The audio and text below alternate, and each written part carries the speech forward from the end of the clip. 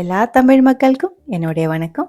இன்றைக்கி நம்ம கேரளா சமையல் ரொம்ப ஸ்பெஷலாக இருக்கிற ஒரு ரெசிபி தான் பார்க்க போகிறது. ஆப்பம் பொள்ளிச்சது. நீங்கள் தட்டுக்கடையில் சின்ன சின்ன ஹோட்டல்லலாம் வெரைட்டியாக கிடைக்கிற ஒரு ரெசிபியாக இருக்குது. வித்தியாசமாக இருக்குது. நான் வெஜிடேரியன்ஸுக்கு ரொம்ப பிடிக்கிற ஒன்றா இருக்குது. எப்படி பண்ணலான்னு பார்த்துட்டு வரலாம். அதுக்காக 2 கப் அளவுக்கு பச்சை அரிசி நிறைய தண்ணி ஊற்றி கழுகினதுக்கப்புறம் 4 to 6 மணி நேரம் வரைக்கும் ஊற வச்சுருக்கு. தண்ணி வடிகட்டி மிக்சி ஜாருக்குள்ளே போட்டிருக்கு. கூடவே 3/4 கப் அளவுக்கு வேக வச்ச சாதம், பொன்னி அரிசியோட சாதம் தான் சேர்த்துருக்கிறது. 1 கப் அளவுக்கு துருவன தேங்காய், 1 கப் அளவு அரிசிக்கு 1/2 கப் அளவு தேங்காய், அந்த ஒரு கணக்குக்கு தான் எடுத்திருக்கு. 2 கப் அளவு அரிசிக்கு 1 கப் அளவு தேங்காய் கூடி சேர்த்து நல்ல ஃபைனாக அரைச்சி எடுத்ததுக்கப்புறம் 1 டேபிள் ஸ்பூன் அளவுக்கு சர்க்கரை, 1/2 டீஸ்பூன் அளவுக்கு உப்பு கூடி சேர்த்து நல்லா மிக்ஸ் பண்ணி அந்த சர்க்கரை நல்லா கலர் வரைக்கும் மிக்ஸ் பண்ணிக்கோங்க. அரைக்கும்போது ஒன்றா சேர்த்து கூட அரைச்சிக்கலாம். அதுக்கப்புறம் மூடி வச்சுக்கோங்க. ஓவர் நைட் வச்சுக்கலாம். இல்லை இருந்தால் 8 மணி நேரமாவது மினிமம் மூடி வச்சுக்கோங்க. இது நல்ல சூடு காலமாக இருக்கிறதுனால, சம்மர் சீசனாக இருக்கிறதுனால ஈஸ்டர் பேக்கிங் சோடா எதுவுமே சேர்க்காம 8 மணி நேரத்துக்குள்ளே நல்லா பொங்கி வந்துடும். நான் இது காலையில் தான் அரைச்சி வச்சுருந்தேன். ஈவினிங்குள்ளே நல்லா பொங்கி வந்திருக்கு. தோசைக்கு இட்லிக்கெல்லாம் மாவு மிக்ஸ் பண்ணுற மாதிரி ரொம்ப அமுத்தி அடித்து மிக்ஸ் பண்ணாமல் மெதுவாக லைட்டாக சாஃப்டாக இதே மாதிரி மிக்ஸ் பண்ணி எடுத்துக்கோங்க. டேஸ்ட் பார்த்துக்கலாம். கம்மியாக இருந்துச்சுன்னா கொஞ்சம் சர்க்கரை, கொஞ்சம் உப்பெல்லாம் சேர்த்து மறுபடியும் மெதுவாக கலக்கி எடுத்துக்கலாம். குழிவாக இருக்கிற ஒரு ஆப்பச்சட்டி, நான்ஸ்டிக் சட்டி தான் நான் எடுத்துருக்கிறது. அதுக்குள்ளே ஒரு பெரிய கரண்டி அளவு மாவு ஃபுல்லாக ஊற்றி பன்னு மாதிரி இருக்கிற சின்ன சின்ன சாஃப்ட் அப்பம் ரெடி பண்ணி எடுத்துருக்கு. அப்போ நம்ம ஒரு சைடு ஆவியில் தான் வேக வச்சு எடுக்கிறது. மூடி வச்சதுக்கப்புறம் 2 சைடும் திருப்பி போட்டு வேக வைக்கிறது இல்லை. எல்லாமே இதே மாதிரி செஞ்சு எடுத்துருக்கு. 4 பேருக்கு 4 to 5 பேருக்கு சாப்பிட்றதுக்கான அளவுக்கு தான் இன்றைக்கி நம்ம ஆப்பம் செஞ்சு எடுத்துருக்கிறது. ஆப்பம் பொள்ளிச்சது நார்மலாக வந்துட்டு நான்வெஜ் கறியில் தான் ரெடி பண்ணி எடுக்கிறது. அதுக்காக நம்ம ஒரு சிக்கன் கறி சிம்பிளாக ஈஸியாக ரெடி பண்ணி எடுத்துக்கலாம். வெஜிடேரியன்ஸுக்கு இதே மாதிரி உருளைக்கிழங்கு கறி வச்சுக்கலாம். இல்லை இருந்தால் சோயா மசாலா கறி ஓடி வச்சுக்கலாம். இல்லை இருந்தால் கடலைக்கறி, ஏதாவது ஒரு மசாலா கறி பிடிச்ச மாதிரி செஞ்சு எடுத்துக்கலாம். நான் இப்போ சிக்கன் கறி தான் ரெடி பண்ணுறது.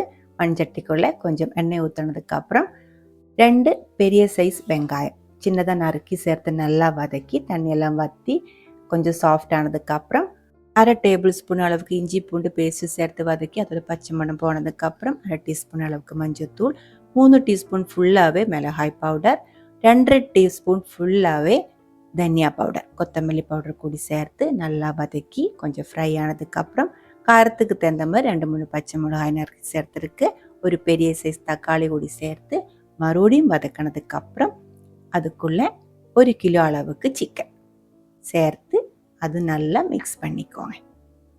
நல்லா வதக்கி கொஞ்சம் சாஃப்ட் ஆனதுக்கப்புறம் நீங்கள் கொஞ்ச நேரம் மூடி வச்சு லைட்டாக ஆவி வர்ற மாதிரிக்கும் மூடி வச்சுக்கலாம். அடி பிடிக்கிற மாதிரியா இருந்தால் கொஞ்சம் தண்ணி ஊற்றி கூடி மூடி வச்சுக்கலாம். நான் இப்போ நல்லா வதக்கினதுக்கப்புறம் கொஞ்சம் சூடானதுக்கப்புறம் தேங்காய் பால் ஊற்றியிருக்கு. 2.5 கப் அளவுக்கு தேங்காய் பால், மீடியம் திக்னஸில் இருக்கிற தேங்காய் பால் தான் ஊற்றியிருக்கு. தேங்காய் பால் உங்களுக்கு வேண்டாம், அந்த டேஸ்ட்டு பிடிக்கல அப்படின்னா கொதிக்கிற தண்ணி கூடி ஊற்றி நல்லா கொதிக்க வச்சு இந்த சிக்கன் கறி வேக வச்சு எடுத்துக்கலாம். இப்போ பாதி தான் வெந்திருக்கு. இந்த டைமில் 1.5 டேபிள் ஸ்பூன் அளவுக்கு chicken masala powder, 1/2 table spoon அளவுக்கு garam masala powder, 1/2 table spoon அளவுக்கு பெப்பர் பவுடர் அது கூடி சேர்த்து நல்லா கலந்து விட்டுருக்கு.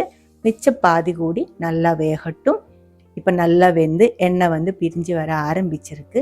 உப்பு செக் பண்ணதுக்கப்புறம் கம்மியாக இருந்தால் சேர்த்துக்கலாம். கூடவே 1/2 கப் அளவுக்கு கொத்தமல்லியெல்லாம் நறுக்கி சேர்த்துருக்கு. மறுபடியும் நல்லா மிக்ஸ் பண்ணி ஒரு டைம் கொதிச்சதுக்கப்புறம் லாஸ்ட்டாக நம்ம சேர்க்கறது 1/2 கப் அளவுக்கு கட்டியாக இருக்கிற தேங்காய் பால் சேர்த்து செய்கிறது. இந்த அப்பம் அதுக்குள்ளே சேர்த்து மிக்ஸ் பண்ணும்போது நல்ல ஒரு டேஸ்ட்டாக இருக்கும். அதனால தான் தேங்காய் பால் சேர்த்து நம்ம இந்த கறி வேக வைக்கிறது.